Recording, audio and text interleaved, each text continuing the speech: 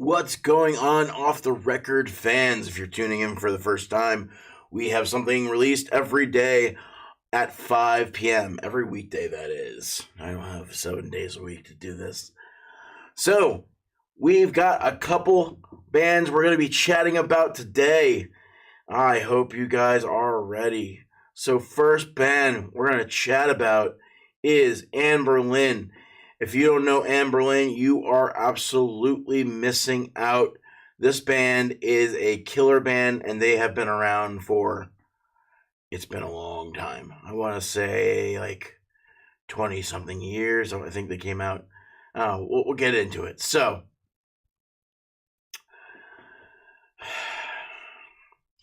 today we're diving into a band that has helped shape the sound of the early 2000s alt rock and emo in a way that still hits hard. Anberlin. You remember those soaring vocals, driving guitars, and lyrics that just hit that soul level. Yeah, we are talking about Anberlin. So we're going to talk about the band's iconic frontman, Stephen Christian, the voice that helped define their sound. We're also going to talk about Matty Mullins. Yes, that's Matty from Memphis May Fire, who's stepped in recently as their live vocalist. And it's a new chapter, and there's a lot to unpack on this band right now, which makes me happy. When I heard they were adding Matty, I've been following him for a while, and I think I saw him do a live version of an Anberlin song where he scooped the vocal track out and did it himself. And I was like, man, he'd be a killer Anberlin vocalist. Guy grew up listening to Anberlin. So the rise of Anberlin and Stephen Christian. Anberlin formed in Winter Haven, Florida, back in 2002. So yeah, they've been around for 22 years. A bunch of guys who had roots in the punk and alt scene came together and something clicked. So by 2003, they dropped their debut album, Blueprints for the Black Market. And the world got its first real taste of Stephen Christian's voice. A blend of raw emotional vulnerability and soaring melodic power. So Stephen, by the way, not just a frontman, he's a deep thinker. He studied political science at the University of Central Florida, and he's always had a really introspective, intellectual vibe to him. You can hear in his lyrics songs that wrestle with love, faith, identity, brokenness, and with poetry and heart, for sure. I actually got to meet him. I think it was Purple Door 2005, 2006.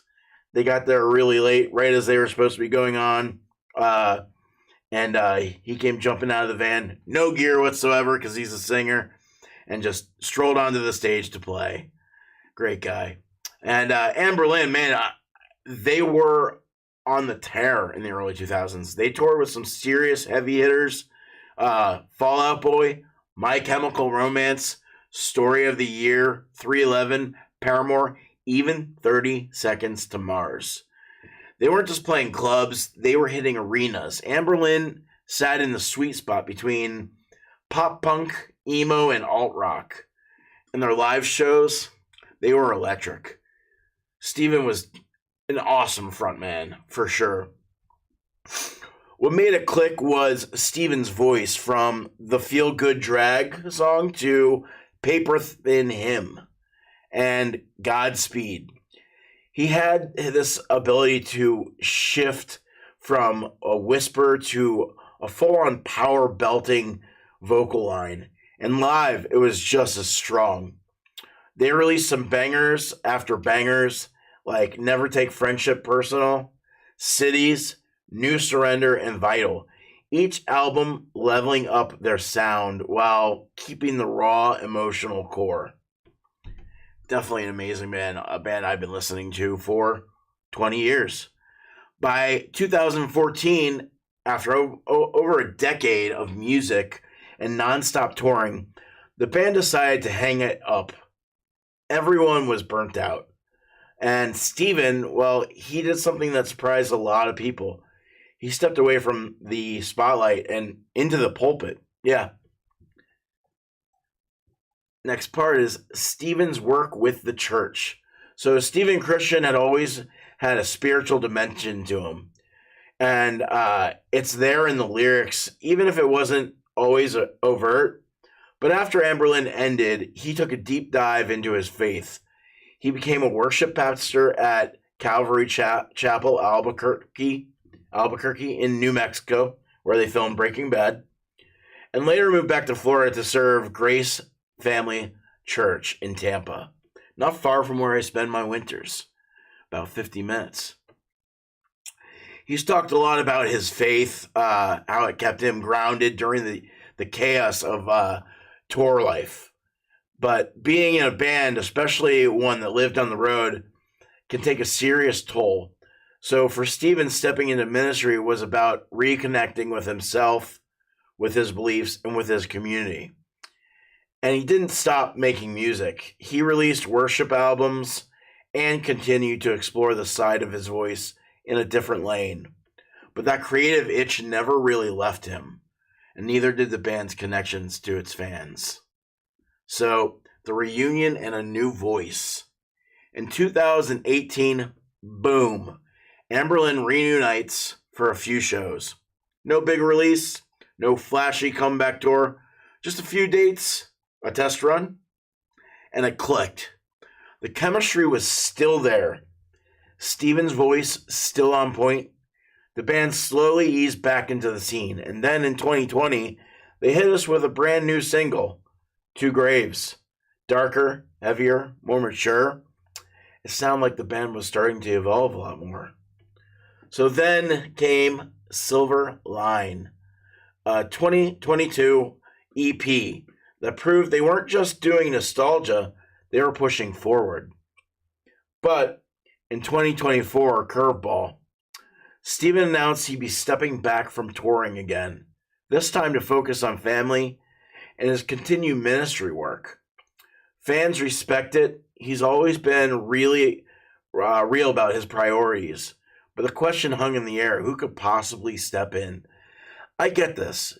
You're in a band, you're touring, you're on the road all the time. I know he's married. I know he has children. He's interacted with me a couple times on Instagram. He takes his family to Disney. I've met him briefly, again, don't know him. Really, really nice guy. Has a really cool vibe to him. So then enters Matty Mullins. Now, if you're a fan of the heavier side of the scene, the name Matty Mullins should light a fire. He's the frontman of Memphis May Fire, one of the pillars of the metalcore world. Known for his mixing aggressive screams with clean choruses, Matty's been leading the band since 2008. But here's the kicker. Matty has range. He's done solo work that leans into pop, worship, and rock. If you check out his songs like Unstoppable or No Hold on Me, you'll hear this big melodic voice with emotional weight. Very much in line with what Anberlin needs. Now, when he sang some of the lighter songs on the Anberlin album that they redid, his vocals almost remind me a little bit of the lead singer of May, but stronger. He has an amazing voice. I really like it on the Anberlin stuff, new and old. And Matty's also a man of faith. He's been open about his struggles with anxiety, depression, and his walk with God, making him a natural fit for Anberlin's lyrical depth. So when he was announced as the band's live vocalist, it made sense. He wasn't trying to be Steven. He was honoring the role while bringing his own soul to it. Reports from the tour, fans were loving it. Matty brings passion, humility, and power to the stage. It's clear he respects the legacy he's stepping into. The live videos of them playing with him, I love it. I really want to see them live. So looking ahead, the legacy in motion. So, what's the takeaway here? Anberlin isn't just a band that made great records. They're a band that's lived multiple lives. From Steven's frontman days to his time in ministry to Matty stepping in and carrying the torch, they've proven they can grow, adapt, and still keep their souls intact. I believe I saw them play 2005 with Further Seems Forever. And I forget who was headlining that tour, and they fell off. It was at the TLA in Philly, I believe. That was a really good show. So they played with the best and toured alongside with the biggest names in rock. Now they're writing the next chapter with authenticity and with heart. So whether Steven returns to the stage or Matty continues on as a live voice of Anberlin, one thing's clear. This band is still speaking to people, still moving them, still relevant. And in the music world, obsessed with trends, that kind of legacy, it's rare. So, all right, guys. So, if you've ever listened to Anberlin, definitely go and check out the album that they redid with Matty's vocals. Watch some of the live clips. You won't be disappointed. The band sounds amazing live. Seriously, it's a band that I cannot wait to see. They're going to be playing Warped Tour this summer. Check their calendar dates. In fact, we can go in right now and see what's going. Oh, I'm not on their website. Never mind. So, next band. I don't know if you've ever heard of the band Valencia. They are from this area of Pennsylvania. And we're going to get into the lead singer, Shane Henderson, and what he's up to. So we're diving deep into the world of a voice that has carried us through many heartbreaks, late night drives, and self-reflection. That is the one and only Shane Henderson. If you recognize that name, and honestly, how could you not? You probably remember him as an emotional powerhouse behind Valencia. Or maybe you caught him later as Shane Henderson and The Future Perfect. Maybe you even go way back to his earliest project, Attracted to Miss. However, you found him. The common thread is undeniable. The guy writes songs that sound like what you're feeling. So, origins and early days. Shane Henderson grew up outside of Philly. I believe it's in the Westchester area. Classic suburban setup, urban area. Westchester is where Bam Margera, Jackass guys are from. But classic suburban setup, but with a heart that beats the rhythm of emotional truth. The music was his outlet, and his emotional depth would become his signature.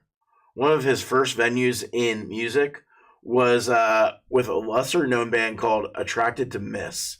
The sound was raw, unfiltered, and full of early 2000s DIY spirit. But it was just the warm-up act, really. The real story kicks off with the formation of Valencia in 2004. In fact, I think they actually played at Bam Margera's venue in Westchester, which was called The Note. It was a smaller venue. I want to say that maybe fit 400 people if it was fully packed. Thrice played there. Blues Travelers played there. It was an oddity. It was such a small venue, and I believe it's because they had Bam behind it. They had some huge hitters coming in. So let's get to the rise of Valencia. Valencia was part of the golden era of pop punk, of the pop punk wave. The second coming, if you will. They shared the scene with giants like The Starting Line, Taking Back Sunday, Bayside, Motion City Soundtrack, and then they were never just a background player.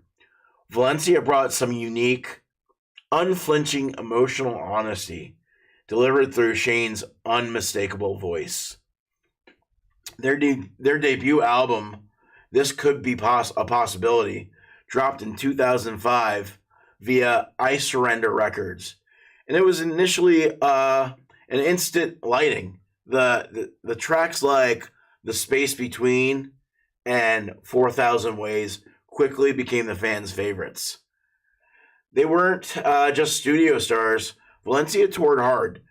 We're talking about a full-on warpath across the country, playing shows with bands like All Time Low, Paramore, Cartel, who we did a segment on last week, The Kings, Say Anything, who Fred Mascherino plays guitar in now, who was also in Taking Back Sunday, Boys Like Girls, who I actually met at the Note as well, the band May, who we talked about in the last segment with Anberlin, and Houston Calls. Houston Calls was a Westchester band.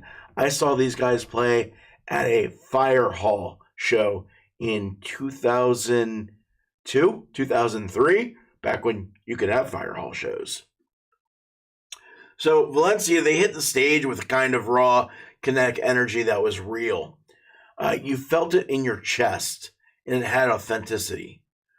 And when it came to festivals, Valencia held their own with some of the biggest names. They played the Vans Warped Tour. They did multiple years of this emo rite passage. They played the Bamboozle Festival, both East and West Coast editions. They played South by Southwest, where they showed off their crossover potential. They played the Taste of Chaos Tour with the darker cousin of Warped Tour. Valencia still stood tall for that. They weren't just performances, they were moments. Valencia brought vulnerability to places that were often dominated by posturing and posing. The fans definitely noticed. So tragedy, growth, and we all need a reason to believe. The road wasn't all tour buses and 5 stars. In 2007, Shane lost his longtime girlfriend to suicide. That kind of grief is unimaginable, but he didn't hide it at all. Instead, he channeled it into Valencia's second album. We All Need a Reason to Believe is the title of the album. That record, it's heavy, it's beautiful, and full of arching hope. Songs like Where Did You Go were directly tied to his loss, where he never drowned in the pain. He turned it into light for others. That's what made Valencia different. They weren't just sad, they were honest. I'm definitely a sad boy. I love the sad boy music. Then in 2010, they dropped Dancing with a Ghost, their most sonically evolved project. It leaned into polished alt rock, but kept that deep introspective core. And then in 2011, they announced an indefinite hiatus. So on to The Future Perfect and Reinvention. So you know what happens when real artists take a break? They create just differently than what they had been, trying to get that head on straight. So Shane reemerged in 2012 with a new project, Shane Henderson and The Future Perfect. And this wasn't just a new name, it was a new direction. The 2013 EP Control brought in indie pop and more electronic textures. It felt like a grown-up version of the kid we met in Valencia, which makes sense. Songs like The Second to Last and Let Go were still vulnerable, but carried with them a weight of reflection, adulthood, and healing. It wasn't angst anymore. It was awareness. So in live, The Future Perfect held their own. Smaller venues, more intimate shows. Shane stripped things back and let the lyrics shine. So reunion and legacy. Then surprise 2016, Valencia reunited with a string of shows. The fans showed up. Nostalgia? Sure. But it was also about recognizing that the music still hit. That the voice we loved back then still speaks truth now. So Valencia even returned to the stage for Sing Us Home Fest in 2023 in Philly, a hometown show that reminded everyone why they mattered in the first place. So where's Shane now, you ask? Well, he's been quieter in the public eye. He's taken a couple steps back from the music industry rat race, but you can feel that passion hasn't gone away from him. Every once in a while, he pops up. Maybe it's an acoustic set, maybe it's a little social media love, but he's around. The community is still there, right there, waiting for him.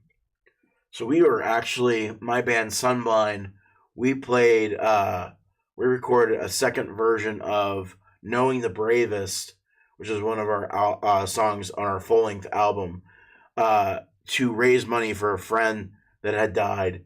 And Shane actually did a song on that album as well. I want to say there were 12 to 13, 14 different artists that contributed to that album. I don't think it's even online anywhere. So, next segment, why it still matters. So what do we take away from Shane Henderson's journey? He's a blueprint for how to do it right, how to grow without selling out, how to hurt without losing hope, how to turn personal tragedy into collective healing. Whether you screamed along to Valencia in 2005 or cried to the future perfect in 2013, one thing's for sure, Shane doesn't just write songs, he writes testimonies.